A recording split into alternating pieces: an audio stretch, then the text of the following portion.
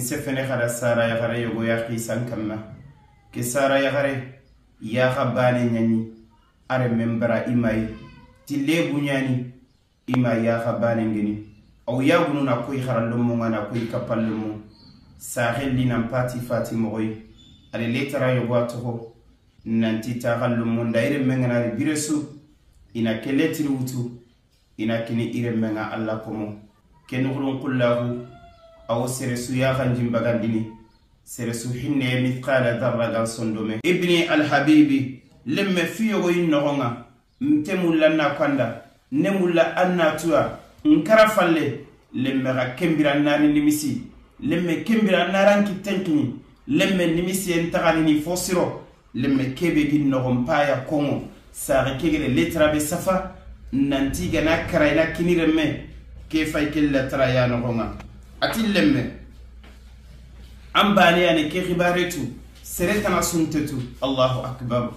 saqende hamminde jote wa fay kala remmenge breymana ban taxala qatillemme amiya mulana ko remmenda bireyena ag karaya dimma bagetina le trankine le mambane khanetu maga ko seretana dangade asafantenge le trakia ووصينا الإنسان بوالديه إحسانا حملته أمه كرها ووضعته كرها وحمله وفصاله 30 شهرا حتى إذا بلغ أشده وبلغ 40 سنة قال رب أوزعني أن أشكر نعمتك التي أنعمت علي وعلى والدي وأن أعمل صالحا ترضاه وأصلح لي في ذريتي إني تبت إليك وإني من المسلمين. اللهم isa ke onarano gonga ke yagare kundu sara yagare nyani ya gabane nyani ya gabane ke kembane yani fo walla akina fati lenyugo bane yani maga atelle gollino kuwa lenyugo kiga kharanga kharanno kube aga gollino me lenyugo muqimaya antemulla inima ko isere suwa bawni imani lenjurun tenye imani ya gabane nyai imen jamu ngana wori mehile butey imaga soya amuko imaya sare atindugu nande gille mempay kharallum monge bogane kala halay agre remme ngori remme muhimay la ilaha illa allah amen jamu ngere wori ito soyni yagaren qasenga lemmen boguna ndaga sefedi may ma ntagamulla annali ndimmen jamu ngano kubey andin toro andin lihi soron soyna iga kamma iga fokko nginda anda ke yaga bane anga dinga sefe sunte kerme gante wutu aga ke sara ya gare aga tengindine amungu saringere qasu ke binya nukunta hunga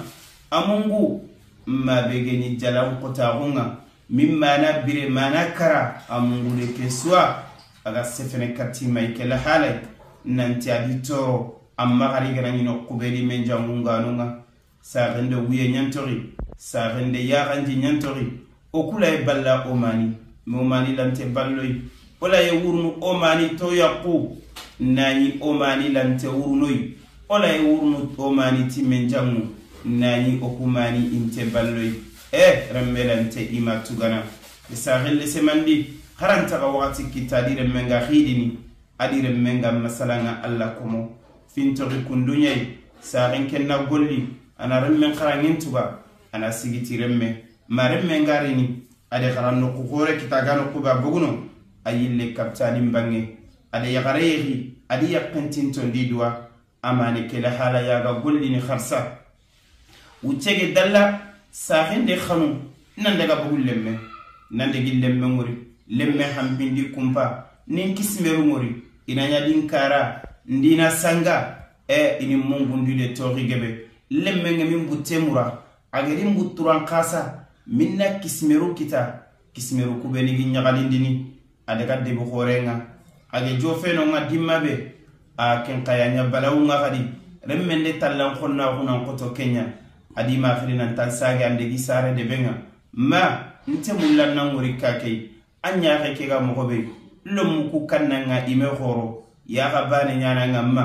man mulla annan dagaya mandi lihi lo muntaga mulla na nguri ga kannanga saxende ya xanji saxende sonko nyantori saxende leseme nyantori alla komo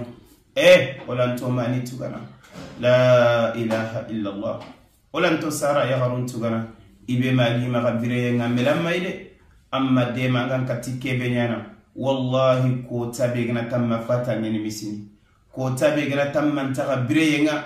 akota yani anga wonu angan kitenkini agan taga fosirono amma gana nyam maga kanga tontenyani sire suntaga maga sefene kake no namma togononga serente sa ko nam piburo ko namma togononga amma am pibure hante bakka sellam mani talluna kamma mamma gante kanga lebu suga nga kanga ine kongo kingunu ine kongo soron kompo ine kongo fangin killenyai garantin taga kake no gonga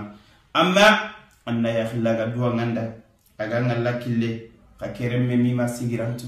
sarin yille sarin daga kanga karai adaga dibille mere mendi yakendiro mungono alla komo sarabate dinun wa daynun angana deberiti mo gonga ni haqqun kinai alla wantu ganatei arjanna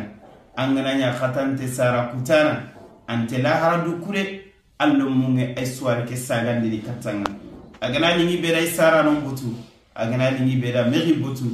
anga tonon ngalla duna ana fanda khairi anga balaw qawalla khadi anga menya sara batana gelli duna sari yawmal qiyamah kenga joferanga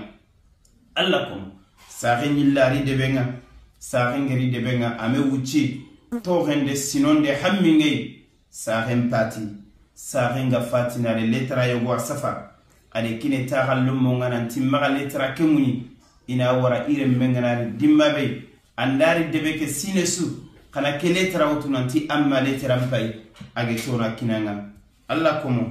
sahin de manne safa letra ke biramba fati fallere melli bogu debeke adiro mulli insare de ben nada ga bogno ma fati na dua remmengeri ile letra ke uti de kine remmenga sahende manne safa ke letri no ibadallah allakum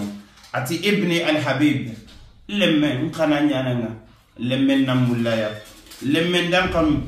kanu yexempa lemme nyamulla nambire dambate nanya ankara nin kismeru mori ina sangadi mbate ini ngara kille lemme ni kenya mulla natintia ndina nya dome ina sangadi mbate lemme mbire khide nye lemme ishtu wahida lemme mbire mbane mbire khide nye lemme khide nyanya antina gin kerni liseme nya gin lighni ampa bante birene amberi ngati ya gabane nyani nga andan kore suuringa kallemme ke bire mbaleya makallenga ni mutulenki ibni al-habibi lemme fiyo innogonga mtemulla na kwanda nemulla annatua nkara falle lemme ga kembira nani nimisi lemme kembira naranki tenkini lemme nimisi entagani ni fosiro lemme kebe ginnogon paya kongo sare kegele letra be safa nantiga na karaina kiniremme ke faykel letra ya nogonga ati lemme ambani yani ke khibaretu seretana suntetu Allahu akbar saagende hamminde jote wa fay kala remenge bere mana ban tagala qatil lemme amenya mulla na ko remenda bire ag karaya dimma bagetina le trankine le mambane khanetu maga ko seretana dangade asafantenge le trakia lemme ampa ba fati accident ampa ba tori mobili accident lemme akota adanya ni dome le manya gate ke korosi ya gate be ganga akorosi siran na fay gella gana nyande no ge ke khalle ngambani le makota ampa ba gani kala accident khaga mobili no amme ifoge be khala lemme anya ke bonoa ya gate ke kreya alantaka fo walla anya ni lebunu anganya na ya gata bani lemme nde ko dokotoro ni nyara ininke ya gabane ke bagandinga inora ngal lemme anke lebu magaranga anke na nyagali bireyen na magali khamma lemma anga wurnin ke ti lebu begin ke ya ngalenki anga ballinga ti lebu begin ngalenki lemme ke andi nyaare ke bagandi nantina kinanke anke na ko ti birene bire mo sire lemme amberin ke ti ya tabane nyana amuru andan kore antallo mun kanninga anta nyagunu ya amme jamunna magatu nanti amma yaninga nanti yaga tabane yaninga lemme amburinga ande fofo su fosunke kamma khallemme ndeke suturiya nyana karadimma be ina ko ngandanga lemme ndi nyaxem bogu duwa nanti naranga anke nambire bire mo sire anke ko sibarin kayro ke manay lemme ngamulla lemme nge duwa nganda kele taragiri amma yai antara birene lemme nimisi empay allah ko amen nimisi ne aketa soron man ne no khatantandro kengia igante mulla khari soronna tunanti mayanke anke ngenya mo so amante ballan karanga nanya samake nyamana sitini khodone angana nya wotuntenya dlosu ballanga amante ballanga angana nya jangirantenya kharampaba ay wurnanga ay ballanga wallahi amante ballanga khari sune ngana nya lemina nugne soronge nyeki amma yani la qintu kana lemina nugne na sune ke futu bakka sobe ngana nya danga ina tigare kereme to kana kinisare ake sobe kenya na danga miskunye angenya la hala sommante wurnanga